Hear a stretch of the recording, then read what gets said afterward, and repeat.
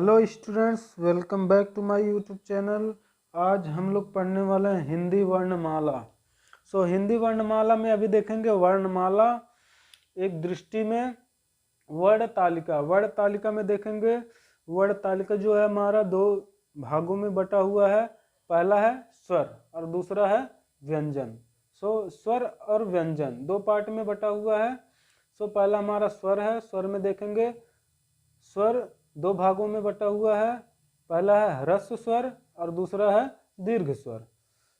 ह्रस्व स्वर में देखेंगे जितने भी छोटा छोटा आते हैं, छोटा अ, छोटी ई, छोटा उ और री, ये सभी आते हैं ह्रस्व स्वर के अंतर्गत, जो कि इनकी संख्या 4 होती है। और दूसरे नंबर पर है दीर्घ स्वर। दीर्घ स्वर जो है बड़ा अ, बड़ी ई, बड़ा उ, ए ओ, ये दीर्घ स्वर में आते हैं। तो ह्रस्व स्वर को बोलने में कम समय लगता है और दीर्घ स्वर को बोलने में ज्यादा समय लगता है, यानी कि इसके उच्चारण में कम समय, इसके उच्चारण में अधिक समय लगता है। और दूसरे नंबर पर है हमारा व्यंजन। व्यंजन में देखेंगे पहले स्पर्श व्यंजन। स्पर्श व्यंजन में आते हैं क वर्ग से प वर्ग तक, क वर्ग से प वर्ग तक तथा ड़ और ढ, ये 25 और 2 27 जो होते हैं, ये होते हैं स्पर्श व्यंजन। स्पर्श व्यंजन के बाद आता है अंतस्थ व्यंजन। अंतस्थ व्यंजन में आता है य, र, ल, अ, व। इनकी संख्या होती है 4 अंतस्थ व्यंजन की। और आता है अगला ऊष्म व्यंजन। ऊष्म व्यंजन में स, श, स, ह, ये तीनों स और ह मिलकर के ऊष्म व्यंजन बनते हैं।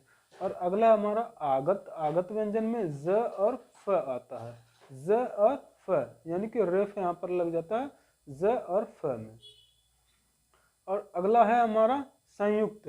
संयुक्त व्यंजन। संयुक्त व्यंजन में आते हैं छ, त्र, ज्ञ, त्र, ये 4 होते हैं संयुक्त व्यंजन। अभी देखेंगे स्वर। स्वर किसे कहते हैं? स्वर जिन वर्णों का उच्चारण बिना किसी अवरोध के तथा बिना किसी दूसरे वर्ण की सहायता से होता है, स्वर कहलाता है। यानी कि जिसका उच्चारण बिना किसी अवरोध, यानी कि बिना किसी रुकावट के, बिना किसी बाधा के होता है और बिना किसी दूसरे वर्ण की सहायता से होता है, उसे स्वर कहते हैं। और ह्रस्व स्वर, स्वर दो पार्ट में है, ह्रस्व और दीर्घ स्वर। तो ह्रस्व स्वर किसे कहते हैं? जिन स्वरों के उच्चारण में कम समय लगता है, ह्रस्व स्वर कहलाते हैं। यानी कि जिसका उच्चारण में कम से कम समय लगे, उसे ह्रस्व स्वर कहते हैं। और दीर्घ स्वर होता है जिन स्वरों के उच्चारण में ह्रस्व स्वर से अधिक समय लगता है, दीर्घ स्वर कहलाता है। यानी कि जिसके उच्चारण में ह्रस्व स्वर से अधिक समय लगता है, उसे दीर्घ स्वर कहते हैं, यानी कि दीर्घ स्वर कहलाता है। और अगले हमारे पॉइंट्स हैं, देखेंगे व्यंजन। व्यंजनों की संख्या। तो व्यंजनों की संख्या देंगे कुल व्यंजनों की। अगर कहीं पर पूछ लेता कभी भी किसी भी एग्जाम में, ये सभी के लिए इंपॉर्टेंट है। यानी कि हर एक क्लास के लिए, हर एक जितने भी क्लासेस होते हैं हिंदी के, वर्णमाला जो है, वर्णमाला अगर आपको नहीं आता तो हिंदी में कुछ भी नहीं आता। चूंकि वर्णमाला क से लेके ज्ञ तक, यानी कि छोटा अ से लेके ज्ञ तक पूरे के पूरे वर्ण तालिका जो होते हैं वर्णमाला के अंतर्गत आते हैं। तो कुल व्यंजनों की संख्या देखेंगे। कुल व्यंजनों की संख्या होती है 41। और इसमें अगर कुल व्यंजन पूछता है तो इसकी संख्या 41 होती है। और दूसरा है मूल व्यंजनों की संख्या। मूल व्यंजनों की संख्या जो होती है 33 होती है। क से प वर्ग जो स्पर्श व्यंजन के रूप में आते हैं, क और प वर्ग, जिनकी संख्या होती है 25। और अंतस्थ व्यंजन य, र, ल, व, ए अंतस्थ व्यंजन 25 4 29। और ऊष्म व्यंजन स, तीनों और ह मिलके 4 होते हैं, तो 33 हो जाता है। टोटल इनकी संख्या होती है 33, जो मूल व्यंजन के रूप में जाने जाते हैं। स्पर्श व्यंजन। स्पर्श व्यंजनों की संख्या होती है 25 कैसे प वर्ग। और उच्छिप्त व्यंजनों की संख्या जो होती है 2 होती है, ड़ और ढ़। ड़ जो होता है उच्छिप्त व्यंजन के रूप में आता है। और अगला हमारा पॉइंट है नंबर 5, जिसमें अंतस्थ व्यंजन है। अंतस्थ व्यंजन की संख्या होती है 4, य, र, ल और व, ये इसकी 4 संख्या होती है, यानी कि अंतस्थ व्यंजन की संख्या होती है 4। अगले पॉइंट्स को देखते हैं, अगले पॉइंट्स की तरफ बढ़ते हैं। हमारा जो नेक्स्ट पॉइंट है पॉइंट नंबर 6, जिसमें है ऊष्म व्यंजन। ऊष्म व्यंजनों की संख्या जो होती है 4 होती है, तीनों स और है मिल करके ऊष्म व्यंजन बनते हैं। जैसे छोटा स, श षटकोण वाला आता है, और बड़का स और है, ये तीनों चारों मिलके उस व्यंजन की संख्या बनाते हैं। और नंबर 7 पे आता है आगत व्यंजनों की संख्या। आगत व्यंजन ज और फ आगत व्यंजन के रूप में आते हैं। और अगला है हमारा संयुक्त व्यंजन। संयुक्त व्यंजनों की संख्या 4 होती है। छत्री, त्रिशूल, ज्ञानी, श्रमिक, ये संयुक्त व्यंजन का निर्माण कैसे होता है? क हलंत लगाते तो क प्लस स मिलकर के 6 बनता है। त्र हलंत लगा के और र मिलाते हैं तो त्र बनता है। ज्ञा ज और य मिलाकर ज्ञा बनता है। और श्र स बड़ा स पे हलंत लगा के प्लस र, ये दोनों मिलते हैं तब जाके श्रय बनता है।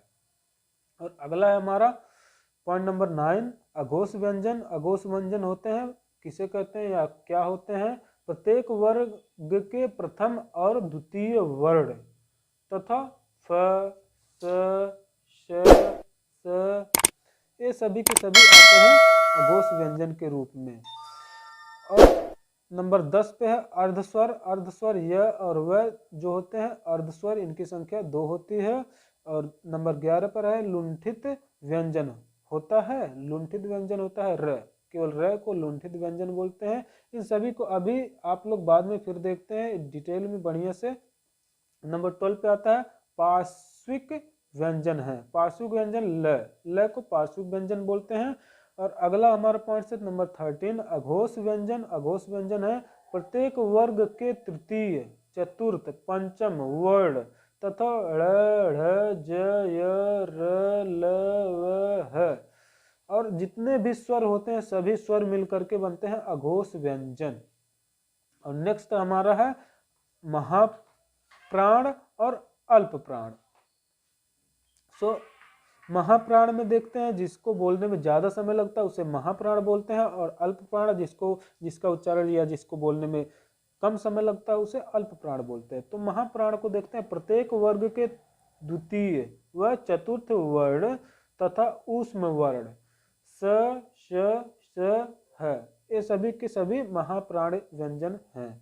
और अल्प प्राण व्यंजन प्रत्येक वर्ग में प्रथम, तृतीय, पंचम वर्ण तथा अंतस्थ वर्ण य, र, ल, व ये सभी के सभी आते हैं अल्प प्राण के रूप में। वीडियो पे बने रहिए और उसके बाद अभी देखते रहिए, इसके आगे वाला पॉइंट्स बहुत ही मजेदार होने वाला है। आगे देखते हैं, पुनः इस पे देखते हैं, पुनः ध्यान दें। पुनः ध्यान में देखेंगे अब वर्ण विचार। वर्ण विचार पर अब हम लोग आते हैं। ये बहुत ही इम्पोर्टेंट होने वाला है, बहुत ही मजेदार होने वाला है वर्ण विचार। वर्ण विचार में देखेंगे स्वर, छोटा अ, आ, ई, बड़ी ई, छोटा उ, री, ए, ओ, ये सभी के सभी आते हैं स्वर के रूप में, जिनकी संख्या 11 होती है। अंग और अह जो होता है उसे इसके अंतर्गत नहीं रखा गया क्योंकि वो अयोगवाह होते हैं। अयोगवाह को अनुस्वर यानी कि अंग जो होता है ये अनुस्वर और अनुनासिक अंग जिसपे चांद बिंदी लगी होती है। और विसर्ग अह, ये सभी के सभी अह जो होता है और अंग ये जो होते हैं अयोगवाह के रूप में आते हैं। आगत ध्वनिया में देखेंगे अर्धचंद्र, अर्धचंद्र और नुक्ता। ये जो नुक्ता होता है ये आगत ध्वनियों के रूप में आता है। व्यंजन में देखेंगे क वर्ग, इसको याद क, च वर्ग, ट वर्ग, त वर्ग, प वर्ग, एक क, च, ट, त, प, कचट तप। इसको याद करने का तरीका है कचट तप कर लेंगे। जैसे क, च, त, प, कचट तप। याद करने का सबसे आसान तरीका कचट तप लिख देंगे, आपको याद हो जाएगा। कचट तप करके याद कर सकते हैं। इन सभी को क्या क्या कहते हैं देख लेंगे। पहला हमारा एक कंठ व्यंजन के रूप में आता है। कंठ से इसको यानी कि अपने कंठ से हम बोलते हैं क, ख, ग, घ, अंगा। इसको आप बोल के देख लेंगे, हमारे कंठ से आवाज निकलता है तो इसे कंठ व्यंजन के रूप में जानते हैं। अब दूसरा है हमारा च वर्ग। च वर्ग जो होता है वो हमारा तालु, तालव्य व्यंजन के रूप में जाना जाता है। च, छ, ज, झ, य, ज और फ, ये सभी के सभी आते हैं तालव्य व्यंजन, जिसमें मुंह के भीतर का जो छत होता है उसका पिछला हिस्सा यूज में आता है, यानी कि पिछले हिस्से का यूज होता है, मुंह के छत का पिछला हिस्सा। और ट वर्ग, यानी कि ट वर्ग जो होता है इसको बोलते हैं मूर्धा, यानी कि मूर्धन्य, मुंह के भीतर की छत का अगला भाग जो होता है उसको बोलते हैं मूर्धन्य, ट वर्ग। ट, थ, ड, ढ, अड़ा, अड़, अढ़। तो ये जो होते हैं हमारा जीव ऊपर की तरफ जाता है, ऊपर की तरफ जीव जाता है, और ऊपर जो हमारा ऊपरी सतह है हमारे मुंह का, उसमें हमारा जीभ मुड़ करके टच होता है, यानी कि छूता है उसको। तो इसको बोलेंगे ट, थ, ड, ढ, अड़, ड़, ढ। इसको आप लोग बोलेंगे आपको खुद पता चल जाएगा कि किस प्रकार से टच होता है। और त वर्ग जो होता है, त वर्ग में देखेंगे इसको हम बोलते हैं दंत व्यंजन। जब इन सभी को बोलेंगे तो हमारा जो जिह्वा होगा, जीभ, तो जिह्वा हमारा दांत से टच होता है। त, थ, द, ध, न। इसको बोल करके आप लोग प्रैक्टिस कर सकते हैं या देख भी सकते हैं, इसको दंत व्यंजन के रूप में जाना जाता है। और अगला हमारा है प वर्ग, जिसको हम ओष्ठ व्यंजन के रूप में जानते हैं, जिसको हम अगर इसका उच्चारण करते हैं या इसको बोलते हैं तो हमारा जो दोनों ओंठ होता है एक दूसरे से टच होता है। जैसे कि अभी बोलते हैं प, फ, ब, भ, म। अभी आप लोग बोले होंगे या सोचे भी होंगे, तो इसको देखेंगे कि आपका होंठ जो होगा एक दूसरे से टच करेगा, यानी कि छुएगा।